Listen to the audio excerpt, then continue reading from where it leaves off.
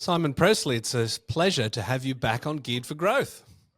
G'day, Mike. Thank you for having me back. It's been a little while between drinks, but I always relish the opportunity to unpick that Rain Man brain of yours when it comes to property market analytics. And today, I was actually a bit surprised with the topic that you sort of put forward, which is about mindset. And I think anyone that knows you knows that, well, you're not a guy that engages in fluff or BS. And mindset sort of sits in that kind of self-help part of the bookstore that I don't imagine you spend a lot of time in. But however, mindset is important, and I'm looking forward to sort of unpacking that with you today. But how do you sort of define mindset and why it's important to have the right mindset as an investor? I think mindset. It's important as having good clarity, a clear head before approaching whatever the key task is. If you think, we're having a chat off air about elite athletes. They've got all the skill in the world, and they spend years and years and years refining their craft and their athletic ability, but they're not going to perform at their best and win the Grand Slam or break a PB in a marathon without having the clear mindset. So there'll be all sorts of mental rehearsals they'll do going into an event. And as a property investor, the event is making a decision at the end of the day. You're not running a marathon or kicking a goal. The activity is making decisions, and mindset is giving the brain the clarity so that it can process the information to the brain's best possibility, is I guess how I think of investing in mindset. And we're going to cover off a few points that sort of relate to mindset and being a successful property investor and being able to interrogate property in the midst of all of the media noise. And a lot of that comes from economists, and you've been quite critical over your career of the media and economists. And the first point is that housing is not an index. And when you read media, when you listen to economists, they talk about, the property market. And of course they study and they know there's markets within markets and it's a big regional thing, but we still are kind of talking about medians and the property market. What's your take on that? Yeah, well, look, it's not an index, and easily the most guilty segment of the society referring to property as if it was an index is the economists. What you need to understand with property markets, there are a number of things that influence property that also influence shares. It is not an index. You cannot buy the property index, but you can buy an index on the stock market, for example. So property prices don't have these wild fluctuations that stock markets can have. I'm not saying that they always have wild fluctuations, but they do have the potential to do that. Property does not. And the reason for that is property does not change value. And nothing changes value unless the asset ownership changes hands. Now, if you have a think about shares, the value of shares can change literally within the press of a couple of keys on the keyboard.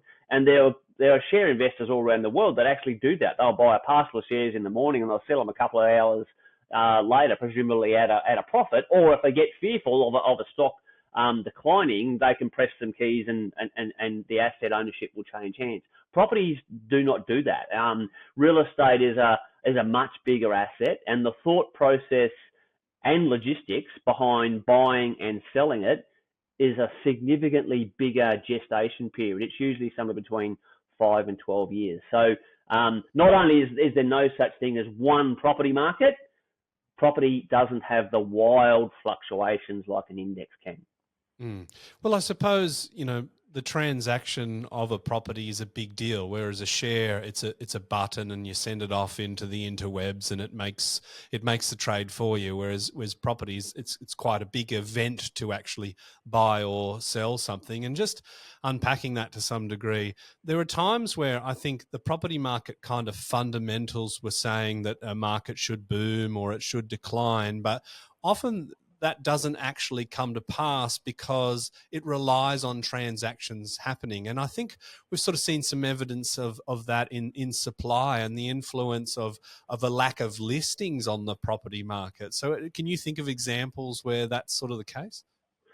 I think the best example to remind people about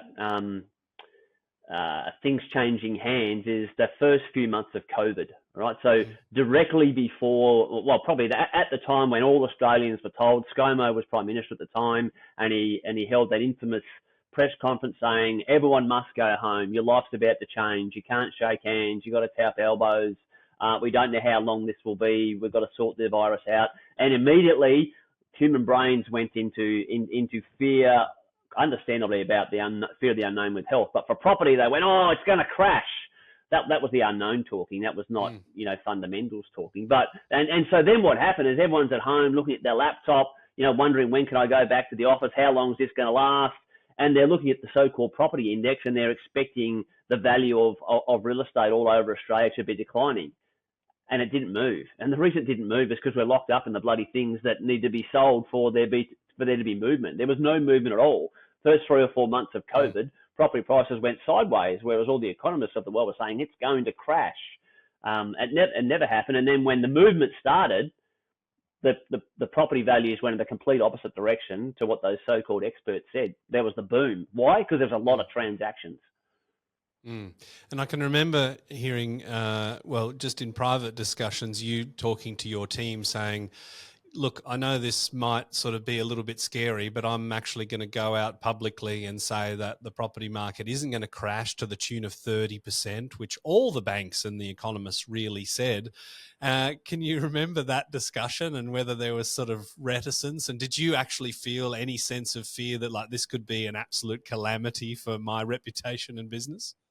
No, that was the fear of my team, though, Mike. They did warn me cautiously, Simon, do not say that publicly because you'll be the only person out of 27 million in this country, and if you're wrong, we are destroyed. And I went, yeah, but I've never had more clarity about what's going to happen. But that's from years of understanding what I call the cause and effect of property markets. And I just responded to my team and said, just imagine when I am proven right in say 6 months' time, and Australian property prices are going through the roof.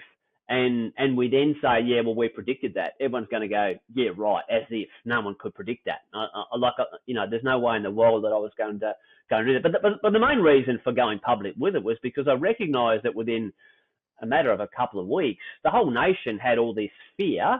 But again, some of it was justifiable. None of us knew really what this health pandemic thing meant. But specific to property, I was absolutely adamant there was no need to be fearful about that. And I just felt there was an opportunity for us to demonstrate some leadership in this country and say, this is why you don't need to be worried about the value of your home or the value of investments. Yeah, and you must be commended in the private work you did behind the scenes in speaking to people within the industry to say, look, I've looked at this. We're all going to be okay. And I know that made a meaningful difference to a lot of people. So well done to you on that.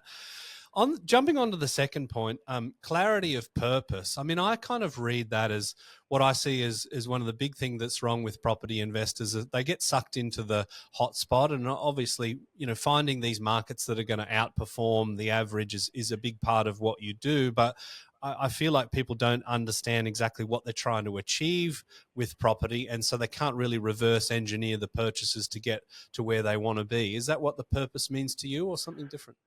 Yeah, again, we're talking about decision making, and key to making any really, really good decision is to have clarity of why am I making this decision? What is the objective or the purpose of making this decision? So for investing, the purpose is a financial outcome. So clarity of purpose, that I guess the best analogy I can think of here is if we think about shares, for example, and have a think about someone who is an employee of Commonwealth Bank, have a think of someone else who's a customer of Commonwealth Bank, and have a think of a third person who is an investor in Commonwealth Bank. Now, the staff member might be very happy as an employee of Commonwealth Bank. The customer might have a good experience, good customer service, but the intelligent share investor completely disregards how the employee feels or how the customer feels and focuses on the things that are going to influence the value, in this case, of Commonwealth Bank. Property investors need to do the same thing. Disregard where you live or whether you would live in it, because that's actually not the purpose. The purpose is a financial outcome. So get an understanding of what influences financial outcomes and focus on those things. Do you feel that is an impediment that people come to you, and of course you do lots of, I suppose, discovery calls or whatever you call them in your business, that the people will look at property as if like, well, I wouldn't live in that, so therefore it can't be a good investment. It can't be in demand. Oh, it is, and that probably takes me to my fourth point. Don't see again as an investor compared to an owner occupier. Key to having a really really good mindset is forget home. The objective has got nothing to do with home at all. The financial performance of property will have very little, if anything at all, to do with the bricks, the mortar, the kitchen, the colour scheme, the gardens, the warm weather. None of that they are not growth drivers. Mm-hmm. So property investors need to see property not as bricks and mortar, but as a financial instrument. We need to be thinking more like that share investor would about a stock market, and they're not focusing on, I bank with Commonwealth Bank, therefore I should invest in Commonwealth Bank. They're two different things. The place we live in is our home. Where we put our capital is an investment decision, and we need to have clarity around that. So always beware of the natural human tendency. I've got it, you've got it, all humans have it, to evaluate property through the lens of, would I live in that city? How would I feel living in that city? That specific property. Can I imagine myself living in that property and having a good time? None of that is a growth driver. None of that has any bearing on financial performance. They're very subjective things. Yeah, Mike lives in his home, and Mike likes his home, and I live in my home. They're very different, different cities, different properties. So disregard home. If you feel yourself consciously thinking about home-related things when you're making an investment decision, you don't have clarity of mind at all. Mm. That makes me kind of think about the human bias, as you say. I mean, when you grow up as a kid, your parents are normally friends with people similar to them, and you get a viewpoint that everybody's kind of like that. I mean, your friends, you have to have things in common. At the workplace, you meet different people with different perspectives, but there's got to be some sort of commonality to be employed in that sort of thing. And I can't remember the philosopher that was talking about it, but basically sort of said, we view our existence in a lens of sort of like 1% of possibilities, but we form our whole worldview around it, right? And there's, what makes humanity special. There's all sorts of weird and wonderful people, and we might be quite weird to certain people, and they wouldn't understand why we do different things. And I guess putting yourself on top of something is a pretty narrow view that can get you into trouble. Absolutely, yeah. It's we are all very, very different. We're not robots, and properties are not a big series of Lego cities. Where every property is exactly the same. Every property is different. Every individual township is different in regards to its lifestyle, its climate, its attractions, its economic profiles, levels of housing affordability, volumes of housing supply. Everything's very, very different. So we need to totally disregard ourselves and what we like and what we dislike, because that has no bearing whatsoever on performance. Yeah, I mean, there's plenty of places that I'm sure that you've put clients in or purchased properties yourself that have great fundamentals, but you would never live there in a million years, right? Yeah, but there's lots of people I live in Brisbane, right? So I'm only one of 2.5 million people who live in Brisbane. So there's another 25 million people who don't live in Brisbane. So it doesn't matter what I like. The reality is there's like dozens and dozens of locations literally all over Australia that I could imagine myself very happily living in, but I can only live in one spot. Yeah. Another point we were going to bring up is having the intelligence to ignore stereotypes. Now, you wrote a blog quite recently that probably was a little bit more of a inflammatory language to that, and that was just basically about the bullshit that you hear people spouting. But what are some of the big stereotypes you want to take aim at today? Yeah, and look, the media is guilty of this all the time. Economists and lots of other occupation types are guilty of all this all the time. So key to having a good mindset is to be aware of the stereotypes and to know when you're reading or you're hearing some material that's very stereotypical, because it means nothing. So the most common ones are when people are saying capital cities this, region that. I mean, that is completely useless. The 8 capital cities are all very different to each other, and the 400 individual regional townships are all very, very different to each other. So only a dumbass puts all the 8 capital cities in one big box and the other 400 regional cities in another big box and say, they're all the same. That's nonsense. Having an assumption that the size of a city's population, big city versus medium size versus small, has absolutely nothing at all to do with investment performance or indeed risk. And a lot of people will find that last statement questionable. That how could a location with say 20,000 people, not be higher risk than a location with a couple of million people? Let me tell you, population size does not define risk. It's a stereotype. Inland versus coastal is another absolute gibberish statement that gets thrown around in the real estate media all the time when they start talking about sea change and tree change. They're emotional things, and it's Woman's Day material at the end of the day. But I'm only interested in evidence. I've studied Australian real estate history, and there is absolutely zero evidence to say that whether a location is inland or along the coast has anything at all to do with property market performance. And I guess the biggest statistic to break down all the stereotypes, if you just think about Australia's 2 biggest cities, Sydney and Melbourne, and we look at what the evidence says about the performance of their property markets over the last 20 years, that's a long period of time, Sydney and Melbourne are very much middle of the pack in terms of average annual growth rate over the last 20-year period of time. They're our 2 biggest. They're both coastal, but there's no bearing there. There's no direct link to property market performance. That when I first read that, I thought of a stereotype that I know you've kind of unpacked in the past, and you mentioned population, but population growth is a big one that gets talked about a lot. And I can remember sitting in a room with a very clever person and them sort of saying, well, it's the most obvious thing in the world. If the population is growing, then property prices have to follow. And I sort of, I visually pictured some of those little graphics of you sort of showing these locations that had negative population growth, but the property market was outperforming areas that had 4 or 5x times the population growth.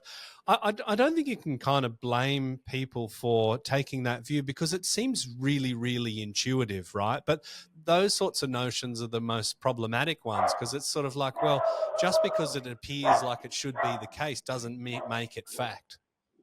There are so many things that sound logical, and that's why people believe it, because it sounds logical. This is going to sound exceptionally arrogant, but it's not my fault that it's the truth. I'm the only person out of 27 million Australians who's actually studied Australian real estate history, Mike. That's why I know that many of these things to be myths, such as population growth is the secret source of property markets, all that sort of stuff. I know it to be a factually incorrect statement, because I've taken the time, I've devoted years and years and years to study the truth in things. Laboratory style stuff that happens in the medical profession, for example. There is a science to the human body, isn't there? And those people have spent 7 years studying a medical degree. There is a science to property markets as well, but there's no university degree, there's no course, there's no textbook, there's no nothing where someone's actually devoted years and years and years to study cause and effect and say, well, this is the truth. And population growth is one of those things.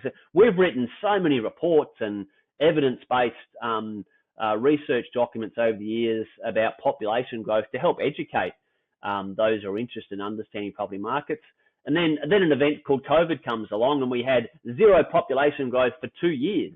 That's never happened in this country for more than a century. We've got to go way back to World War I, when Australia's population didn't move for such a prolonged period of time. But yet that same 2-year period was the second biggest property boom in more than 200 years of Australia. That didn't surprise us. When we said at the intro, why I was so confident in fronting the Australian public and saying you've got nothing to be fearful here.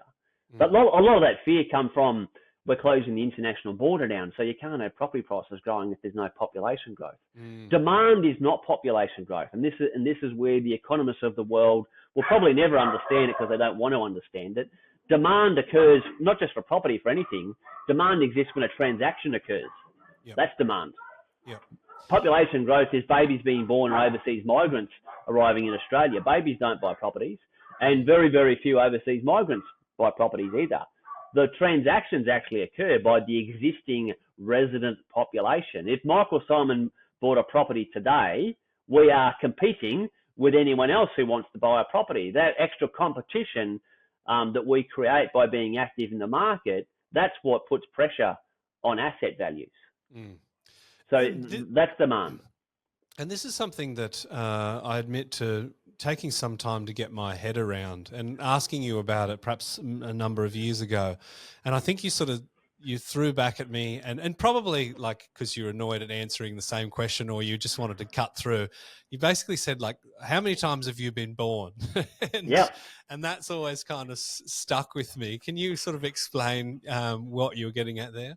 Yeah, well, we're only, all of us, no matter who we are, only born once. So we only directly add to the national population figure once in our entire life. The average person now, according to the official government statistics, lives to age 85 in this country. That average person won't buy real estate until they're roughly about age 30, but they still live in homes. But by the time they die at say 85, that average person would have transacted in real estate 6 or 7 times. Mm-hmm. Let's say let's call it 6. 5 out of 6 times they transacted in real estate would have been an owner-occupied purchase. Again, this is what people don't understand. It's not about population growth. It's actually about a transaction occurring. Our lives change. Whoever's listening to this, depending on how old you are, you probably would have changed homes 3 times, or in some people's cases 10, 15 times if you've moved around a heck of a lot. When you move home, if you buy the home you move into, you're creating demand. But you actually have not influenced the population figures at all unless you've moved city. If you've moved city, then you become an internal migrant, and some people do that from time to time. But it's the existing resident population, their actions in regards to real estate, how active they are as a purchaser, is what demand is all about. It's not property; it's everything. So those who say surely property market performance has to be about population growth. Everything that humans acquire with money, you could say that about. Yes. Food, fashion, technology, cars, petrol. Like, if it was true that demand is determined by population growth, then again, every single thing that humans purchase with money, there would be evidence saying, well, that's true. But it's not. There's never a direct correlation to it, because it's not about population growth. It's about transaction volumes. That's a good point. You would expect to see the population chart just absolutely mirror everything, vehicles, food, alcohol, any consumable sort of thing, but it's not the case. And I suppose the other thing about that you opened my mind to is really like the household formation. And when you are contributing to that demand, how are you doing it? Are you leaving mum and dad's? Are you a single person that's coupling up with someone to buy a house? Are you a person that's divorced and you've gone from a family home to, living by yourself? All these sorts of things have a huge impact. I remember seeing some data about just by virtue of the increase in divorces during COVID, it was something like 120,000 extra dwellings required due to that monumental shift in household formation. Exactly. And again, that comes back to a transaction, doesn't it? Is the transaction occurring by a tenant, or is the transaction occurring because someone buying or selling property? One influences the price of rents. The movement of tenants influences the price of rent, which is largely overseas migrants. They influence more the price of rents. But if someone is buying or selling a property, that influences asset values. But our lives are forever changing. But one thing we always need is a roof over our head. So as our life changes, we require a different roof. And if we purchase that roof, we are competing with other people in the market at that time. If you've got more people looking to buy real estate than the actual number of properties available for sale, supply, people think supply is all about new construction. 95% of real estate transactions every single year have nothing to do with new construction. It's the established dwellings that tick the boxes of most people's property that they're looking to acquire, not the new build stuff. So people really do not understand property markets. I would argue that other than developing a cure for the various cancers, there's nothing more complicated than property markets. That's saying it's as simple as supply and demand. I get frustrated every time I hear as simple as supply and demand. If it was that simple, 27 million people would understand property markets, and they just don't. Exactly. And we're going to get you back in a couple of months to unpack some of those key market drivers and influences. But another point you wanted to make is about sensible deployment of investment capital and cash flow. What are we talking about there? Again, it's thinking about what is this? It's about mindset. It's about decision making. What constitutes a good decision when it comes to investing in property? And there's lots of components that collectively add up to whether we've made a good decision or not. But we're not actually buying. And I think that's what a lot of unintentionally, the decision process for a lot of investors, they're going through a process of buying a property. We're actually thinking about, no, that's actually the thing I own, but it's not the purpose of what I'm trying to do. So deployment of capital and how that influences cash flow is related to the whole objective of the exercise, a financial decision, a financial outcome. So, for example, a $1 million property that grew by 20%, that's great. And think of another property that was worth 500 grand that grew by 30%. Now, 20% of 1 million is 200 grand, yeah? Yep. 30% of 500,000 is $150,000. So 150,000 is less than 200. Yep. People will focus on I made $200,000 worth of growth. That's more than 150. Yeah, it is. But what was the better decision? The better decision was the asset that grew by 30%. That's what people should be focusing on. So a smarter decision would be to say, I've got $1 million, and using that example I've given there, to bought two properties for $500,000 each that grew by 30%. We've then made $300,000 as opposed to the person who's put capital into one asset worth $1 million and it's grown by 20% or 200,000. There's a lot of numbers there, but hopefully that makes sense. Deploying your capital in a responsible way is something that the intelligent share investor does. Could you imagine a share investor who is just about to start putting their share portfolio together? They've got $100,000 cash, and they put that $100,000 into one stock on the stock market. I mean, no sensible person would do that, right? Yeah. Why? Because nothing always goes well.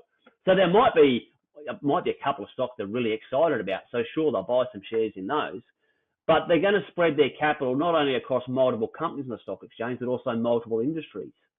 Property investors need to think like that as well. When I said earlier, you need to forget the bricks and the mortar and think more about the financial instrument. This is a mathematical example of what I'm talking about. So spreading your capital across multiple assets in multiple cities, across multiple states, is the most responsible way to minimize your risk. If someone drops the basket of eggs, at least you can still make an omelette because you haven't dropped all the baskets that have got eggs in them. It's also safer for the cash flow. The cash flow on that one property that someone paid $1 million for is much harsher on the household budget than someone who's spent $1 million for two properties. The combined rental income for the two properties and the expenses, you're going to have a much smaller loss in the household budget than the person who's put all their capital into that one expensive property. Yeah, and I suppose when you're sort of spreading that out, you think about a potential vacancy. Now, it maybe sounds a bit silly to talk about vacancies when we're at 1.2% vacancy rate, but it won't stay like that forever, hopefully. But having that one asset vacant compared to two that can kind of offset each other, that's a consideration for cash flow as well, right? Absolutely. Now, what I'm not saying is it's a good decision just because something's cheap. I'm not saying that. As I said earlier, there are lots of components that collectively will determine whether we've made the very best decision possible. But just the generics and understanding the concept of not putting too much capital into any one asset is the moral of the story here for mindset. Yeah, I suppose you can get ridiculous with it. I mean, you're not going to recommend someone that has $1 million to try and find $100,000 No, places in the middle of nowhere, right? But correct. when you look at it sensibly, if it's a quality asset and you can diversify rather than putting all your eggs in one basket, then that's what we're talking about. Absolutely. Yep. Now, this next point is a really tricky one because I suppose when I was younger, I kind of thought anyone that wrote a book or was on the telly or was in the newspaper just must be an expert. There must be some system to certify that you only get in that position because of X, Y, Z. But Mm. sometimes the loudest voices are the easiest ones to hear. Sometimes you can buy your way into certain positions. And I think it's easy for people within the industry to sort of look at a consumer and go, why would you do that? And why would you use that particular person? But it's very, very hard to find experts. What would be your advice for people that just feel a little bit like a deer in the headlights? Yeah. Again, part of having a good mindset, and this will be frustrating for everybody to hear this next statement, but you need to accept, albeit with a lot of reluctance, you need to accept that 90% of everything that you read and you hear every single day about property markets will be utter rubbish. Utter rubbish. A lot of the people making the statements will be well meaning, but very, very rarely will there be any evidence associated with whatever statements or opinions they've expressed. Property market opinions are like toenails and assholes. Like everyone's got one, right?